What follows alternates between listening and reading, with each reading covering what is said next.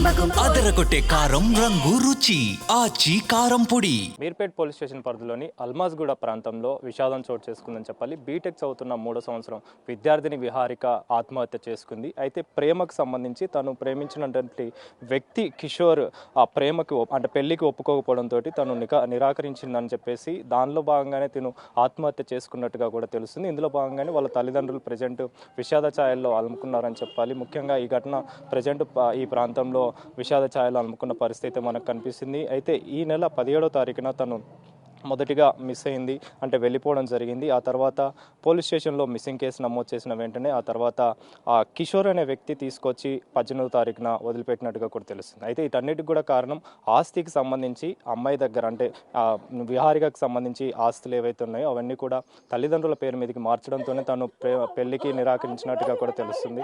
అందులో భాగంగానే తల్లిదండ్రులు కూడా అదేవిధంగా ఆరోపిస్తున్న పరిస్థితి. ప్రజెంట్ అయితే తనని పోస్ట్ మార్టం నిమిత్తం ఉస్మానియాకి తరలించడం జరిగింది. తల్లిదండ్రులతో కూడా మాట్లాడదాం, అసలు ఏం జరిగింది, ఎప్పుడు జరిగిందో తెలుసుకుందాం. అమ్మ, అసలు ఏం జరిగిందమ్మా? అమ్మో, వాళ్ళు ప్రేమించుకున్నారని చెప్పారయ్యా. నేను ఫస్ట్ ఇయ్యనన్నాను. ఇయ్యనన్న తర్వాత ఇంటికి వచ్చి మమ్మల్ని కొట్టాడు, కారు అద్దాలు పగలు కొట్టాడు, గందరగోళం చేశాడు. పిఎస్పై కంప్లైంట్ ఇద్దామంటే నా బిడ్డ వద్దమ్మా, ఎందుకు, వాడు పిఎస్ పోయినా పైసలు ఇచ్చేసుకొని వస్తాడు, మనం దూరం ఉందామమ్మా, జాగ్రత్తగా ఉందామమ్మా, నేను వాడి జోలికి పోనమ్మా, నేను జాబ్ చేసుకోవడానికి ఇబ్బంది అవుతుందమ్మా, కంప్లైంట్లు వద్దని ఆ రోజు రాయలేదయ్యో. 3 నెలల కింద అయ్యా, 3 నెలల కింద జరిగింది. నేను ఉంటానమ్మా, నేను మంచిగా ఉంటానమ్మా, నేను మర్చిపోతానమ్మా అని చెప్పింది. మళ్ళీ కాలేజీ కాడికి పోయాడంట. కాలేజీ కాడ గందరగోళం, బయట బస్ ఆపి గందరగోళం చేశాడంట. నాకు చెప్పను కూడా చెప్పలేదు, మా ఒళ్ళో బాగలేదని. 10 రోజుల నుంచి ఒకటే ఏడుస్తుంది. ఏందమ్మా అంటే, నేను బతకనమ్మా, నేను చచ్చిపోతాను, నాకు వాడు కావాలంటే. నేను ఇంటికి పిలిచి మాట్లాడాను అయ్యా, నేను మా ఇంటికి పిలిచి మాట్లాడాను. అయ్యా చేసుకో, నా బిడ్డ చచ్చిపోతా అంటుంది, చేసుకొని తీసుకుపో, మేమైతే చెయ్యలేము, మా పరిస్థితి బాగలేదు అని అంటే అని చెప్తే, వాడు నేను చేసుకోను, నాకు అవసరం లేదు, బయట ఎవరికి చెప్పినా నా చంపుతా, నేను చంపి జైలుకు పోతా, 2 నెలల్లో వస్తా, నేను డబ్బులు కట్టుకొని వస్తా అని మాకే బెదిరించాడు. అయ్యో అమ్మో. ఎప్పుడు బయటికి వెళ్ళింది అంటే మిస్ అయినట్టుగా కూడా, అంటే వెళ్ళిపోవడం కూడా ఇంట్లో కొంచెం వెళ్ళిపోయినట్టుగా కూడా తెలుస్తుంది. పోయిందయ్యా, మొన్న 17వ తారీఖు మంచిగానే ఉండింది. అంతకుముందు కాలేజీ నుంచి వచ్చి కూడా కూర్చొని అమ్మ నాకు బాగుండట్లేదు, నేను 2 రోజులు ఎటన్నా పోతానమ్మా అంటే, నేను మా తమ్ముడికి బాగాలేకపోతే, అమ్మ బావకు బాగాలేదంట, పోతే 2 రోజులు పోమ్మా అన్న అంటే, బుక్ చేస్తానమ్మా అన్న. నువ్వెందుకు బుక్ చేస్తామమ్మా, నీకు చదువు వచ్చా, నేనే పోతానమ్మా అంది అని కూర్చుంది. పైకి పోయింది, ఆకలి అవుతుంది అన్నం పెట్టమ్మా అంది. చిక్కుడుకాయ కూరేసి నేనే తినిపించా. సరే అని చెప్పి నేను షాప్ ఉంటే కిందకు వచ్చా. నా అమ్మట కిందకు వచ్చింది, వచ్చి నుంచొని ఫోన్ ఫ్రెండ్స్ తోటి మాట్లాడుతూ ర్యాపిడో బుక్ చేసుకొని పోయింది. వెళ్ళిపోతే నేను చూసి ఎడికి పోయావమ్మంటే, ఫ్రెండ్స్ కాడికి పోయి. ఎవరు ఫ్రెండ్స్ అమ్మా, శ్రీనివాస్ కాడికి పోయావా, అఖిల వాళ్ళ ఇంటికి పోయావా, చరణ్ వాళ్ళ ఇంటికాడ ఉండవా, ఏడ ఉండవు చెప్పమ్మంటే, లేదమ్మా వాళ్ళేనా, నాకు కాలేజీ ఫ్రెండ్ ఉంది కదా, నా మైండ్ బాగాలేదమ్మా, నేను వస్తానమ్మా, నువ్వేం టెన్షన్ తీసుకోకు, నేను వస్తానమ్మా అంది. 5 నిమిషాల్లో వస్తున్నా అంది, 10 నిమిషాల్లో వస్తున్నా అంది. అమ్మా నువ్వు టెన్షన్ తీసుకోకు, నేను ఎక్కడికి పోను, నేను వస్తాను, నువ్వు టాబ్లెట్లు వేసుకోమ్మా అని చెప్పి స్విచ్ ఆఫ్ చేసింది. తెల్లవారులు చూసి 1:30కి పోయి కంప్లైంట్ ఇచ్చాము. కంప్లైంట్ ఇచ్చి 1:30కి ఇంటికి వచ్చాము. 2 నిమిషాలకు ఫోన్ చేసింది. అమ్మా ఎందుకమ్మా నువ్వు కంప్లైంట్ ఇచ్చావంట, నేను ఒక్కదాన్నే పోయానమ్మా అంటే, వాడికి కూడా ఫోన్ చేస్తే వాడికి ఎవరో ఫ్రెండ్ ఫోన్ చేసిందంట. ఇంకా వాడు ఫోన్ చేసి తిట్టుకుంటా పోయి ఆడ ఏమేమని తీసుకొచ్చాడో ఏమో, మమ్మల్ని రమ్మంటే మేము బాగలేని వాళ్ళమంతా దూరం రాలేము, ఆడ ఉంటని మా చుట్టాలు ఉంటారు తీసుకొస్తారంటే కూడా అట్లా ఎట్లా ఇదవుతుందంటే, వాడు డాడీ గురించి మళ్ళీ ఏమన్నా మాట్లాడుతాను. తీసుకొచ్చేటప్పుడు ఏమన్నాడు, వచ్చిన కాడ నుంచి కాలేజీకి పోలే, మొన్న ఒక్క రోజు పోయింది, అమ్మ నువ్వు కాలేజీకి పోయావా లేదా అన్న. పోయానంది. వాడికి మళ్ళీ కూడా నేను ఫోన్ చేశాను, మీరుపేట పిఎస్ కాడికి ఫోన్ చేసి, అయ్యా నా బిడ్డ తినట్లేదు, నాకు భయం అవుతుంది, చేసుకో అంటే నేను చేసుకోను.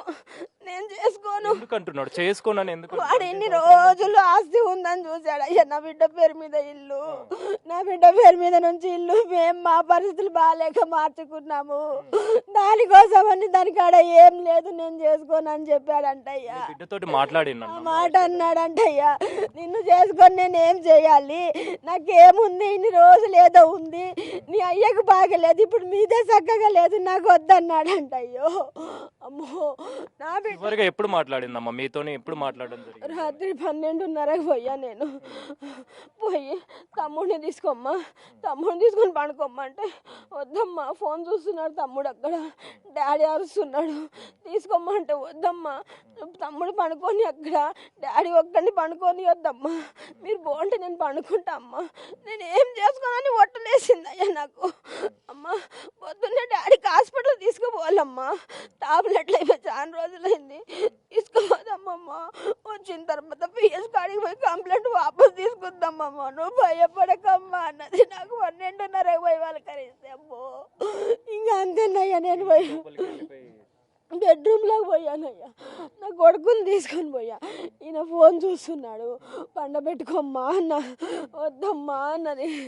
అమ్మా డాడీ కాడ పండబెట్టమ్మా, వాళ్ళిద్దరు మాటలు చెప్తామనుకుంటారు అందమ్మో. నేనన్నా పడుకుంటా అంటే కూడా డాడీ ఉండడమ్మా నువ్వు లేకపోతే, పో అమ్మా అన్నది. నేను ఏం చేసుకోను అన్నది. నాకు ఎన్ని మాటలు చెప్పింది, సెలవులకి శ్రీశైలం పోదామమ్మా, పోదామమ్మా అన్న, అది కూడా అన్నదమ్మా, 7ంటికి పోదామమ్మా అని కూడా చెప్పానమ్మా. నా బిడ్డ తెల్లారి బాటికి నా కళ్ళలో లేదమ్మా. మీకు సంబంధించి ఎలా పరిచయం? మాకు అస్సలుకి ఏం కాదు, వాడు రియల్ గా చంపేసిండు. అంతేగా ఇక్కడ ఇదే ఏరియాలో ఉంటాడు, ఇదే ఏరియాలో ఉంటాడు, అక్కడ ఉంటాడు. అంతే. మీరు అంటే అమ్మ చెప్తున్నారు ఆస్తులు అనేవి మార్చడం వల్లనే తను ఈ విధంగా అది మనకు తెలియదు, ఈమెకు తెలుసు ఆ విషయం, నాకైతే తెలియదు. మాట్లాడడం జరిగింది, నాతో మాట్లాడుతుంది అమ్మాయి మంచిగానే. బాగలేదు 6 నెలల నుంచి అవేసి తిరుగుతున్నారు, హెల్త్ బాగలేదు, బాగలేక ఈయనకి ఏం చెప్తలేరు ఈ విశేషాలు, వాళ్ళ ఏదైనా ప్రాబ్లం అవుతుందని. అంతేగా 4 సార్లు ఫోన్ చేసిందంట సార్ రాత్రి, లంచ కొడుకు ఫోన్ ఎత్తలేదు. 12:45కి కూడా చేసిందంట సార్. అమ్మో 1 దాకా ఫోన్ చేస్తూనే ఉందంట. ఎలా పరిచయం అయ్యాడమ్మా అసలు? అయ్యో వాళ్ళు ఏదో ఇల్లు కొనుక్కుంటున్నాము, మాకేదైనా డబ్బులు ఇప్పియండి అని చెప్పి మేము చిట్టీలు వేసేవాళ్ళం ఇంతకుముందు, ఏదైనా డబ్బులు ఇప్పియండి అని చెప్పి తీసుకొచ్చాడు అయ్యా వాళ్ళ అన్న. పాప పెద్ద మనిషి అయినప్పుడు డెకరేషన్ చేశాడు, అప్పటి నుంచి వాడు ఇంటికి వచ్చేవాడు అయ్యా, లేకపోతే మాకు అసలు అంతకుముందు తెలియదు. ఇవే డెకరేషన్లు డీజేలు పెట్టుకుంటాడయ్యా. ఇప్పుడు ఏం చెప్పాలనుకుంటున్నామ్మా? అంటే ఇప్పుడు దానికి సంబంధించి నా బిడ్డకి న్యాయం జరగాలి, వాడు బయటికి రావద్దు, ఇంకో పిల్లకి చెయ్యొద్దు, ఇంకో పిల్లకి అన్యాయం చేయొద్దు. వాడు మస్తు మందికి అన్యాయం చేశారు, వాడు మస్తు మందికి చేశాడంట అన్యాయము, మస్తు మందికి చేశాడంట, మాకు తెలీదు. ఆ మాట నేను అడిగితే నీ బిడ్డకి తెలిసే ఇచ్చేసింది, నాకొద్దు, ఇప్పుడు నేను చేసుకోను. అమ్మో అంటే విహారి మీ కూతురుతోనే కాకుండా ఇంకా మిగతా వాళ్ళతో మిగతా వాళ్ళు కూడా ఉన్నారు. అయ్యో ఎలా సార్, ఎలా చెప్పగలరు? మనకు తెలియదు సార్. ఉన్నప్పుడనే అమ్మ కోడలు వచ్చాడు సార్, ఆ అమ్మాయికి తొలగించి ఈ అమ్మాయిని ఎట్ట చేశాడో తెలుసు సార్. వాళ్ళ ఇంటికాడ కూడా ఉంటారంట, అవి చూసి అమ్మ ఇసుకిచ్చుకొని నేను మాట్లాడానంటే ఆమెకు నాన్న టార్చర్ చేశాడు సార్. అమ్మో చూసి నాకు వద్దని చెప్పి వచ్చిన దానికి ఫోన్లు చేసి నీ ఇంట్లో వాళ్ళకి చంపుతా, నువ్వు మాట్లాడకపోతే అన్నీ చేశాడు సార్. ఎప్పుడు అయితే పగలు కొట్టాడు.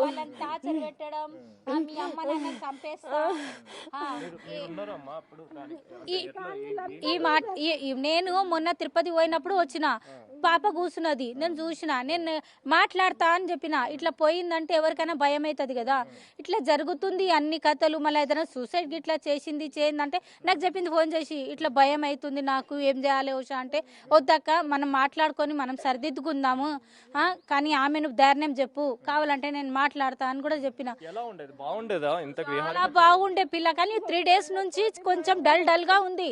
అప్పుడే నాకు అనుమానం వచ్చింది ఏమైనా జరుగుతుంది ఈడ అని. అని ఈమె అడిగినా కూడా, నిన్న కూడా ఫోన్ చేసి అడిగినా నేను, అక్క ఎలా ఉందక్క ఏంది అంటే, లేవు ఉషా చాలా ప్రాబ్లం కనిపిస్తుంది నాకు, పోదాం అక్క ఉషా తీసుకోదాం. సరే అక్క పోదాం, నడు తీసుకుపోదాం, మన పిల్లని మనం కాపాడుకుందాం అని చెప్పినా కూడా అయినా కూడా నేను పొద్దుగా లేచే వరకు ఈ కాల్ వచ్చేసింది, పాప ఉరేసుకున్నది. పోలీసులు ఏం చెప్తున్నారమ్మా మొత్తానికి? మేము మిస్సింగ్ న్యాయం చేస్తామంటున్నాడు ఆయన. వాడు డబ్బులు ఇచ్చి నేను బయటకు వస్తా, నా మీద కంప్లైంట్ ఇస్తే నీ కుటుంబం అందరినీ చంపుతా. అప్పటి నుంచి ఆ పిల్లకు ఆస్తి ఉన్నది ఎంటబడి ఏం చేసిండంటే మొత్తం నాశనం చేసిండు. ఆ పిల్లకు ఏందంటే ఎట్లా టార్చర్ అంటే, నువ్వు ఎవరి దగ్గర ఉన్నావు, నువ్వు ఎవరితో మాట్లాడుతున్నావు, నువ్వు ఆ రోజు ఎవరితో పోయినావు, ఇక నా ముంగట ఈమె అన్నది ఉషా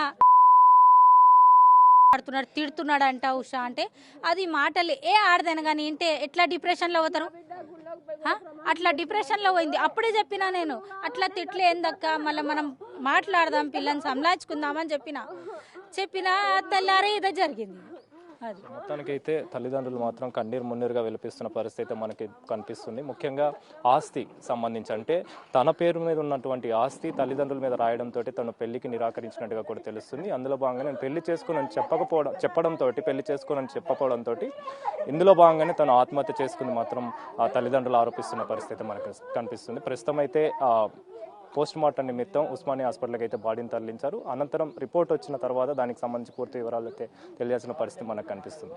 కెమెరా పర్సన్ పరశురామ్తో కలిసి Anil, big TV, Meerpet police station నుంచి.